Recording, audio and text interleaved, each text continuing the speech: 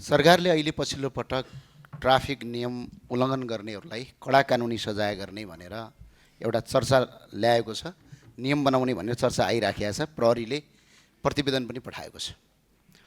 म एउटा सरकारलाई अहिले यो हामीले विरोध गरेको होइन, नियम पालना गर्नुपर्छ, कारबाही हुनुपर्छ, त्यसमा हामी सबै तयार छौँ र जनता तयार पनि हुनुपर्छ। नागरिकले आज ट्राफिक नियम उल्लङ्घन गर्दा 1 लाख रुपैयाँसम्म जरिवाना तिर्न सक्छन् भने त्यो तिर्नुपर्छ भन्छु म।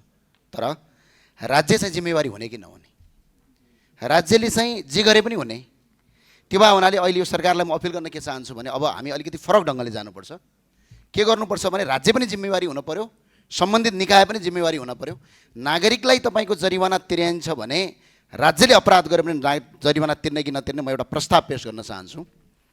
यदि नागरिकले 1 लाख रुपैयाँ जरिवाना तिर्छन् भने राज्यले तपाईँको यदि 24 घण्टाभित्र बाटोमा खाल्डो मात्र भेटियो भने 1 लाख जरिवाना राज्यले तिर्ने, ट्राफिक बत्ती बिग्रेको अवस्था बनाएन भने 1 लाख तिर्ने, ट्राफिक प्रहरीले रुखो व्यवहार गरेमा 50,000 तिर्ने, राति सडकमा बत्ती बिग्रिएमा 50,000 तिर्ने, ट्रायल पास भएको 7 दिनभित्र लाइसेन्स आएन भने 50,000 तिर्ने र तपाईँको यदि कुनै पनि नागरिकलाई सडकमा खाल्डो भएर सडकको अवस्था बिग्रिएर सवारी दुर्घटना भयो भने सम्बन्धित निकाय र ठेकेदार कम्पनीलाई ज्यान मार्ने उद्योगमा मुद्दा चलाउने कानुन ल्याउनका लागि कानुन मन्त्रीज्यूलाई म संसदबाट अपिल गर्न चाहन्छु।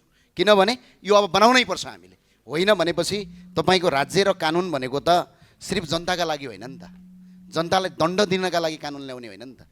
कानुन भनेको जनता र सरकार मिलेर दुईटा सहकार्यमा गर्ने हो। त्यो भएको हुनाले यो नियम आओस्, यो आउनुपर्छ, तर यो आउँदै गर्दा सम्बन्धित निकाय चाहिँ रेस्पोन्सिबल हुने कानुन पनि आओस्, अनि त्यो आइदियो भने हामी संसदबाट पास गर्छौँ।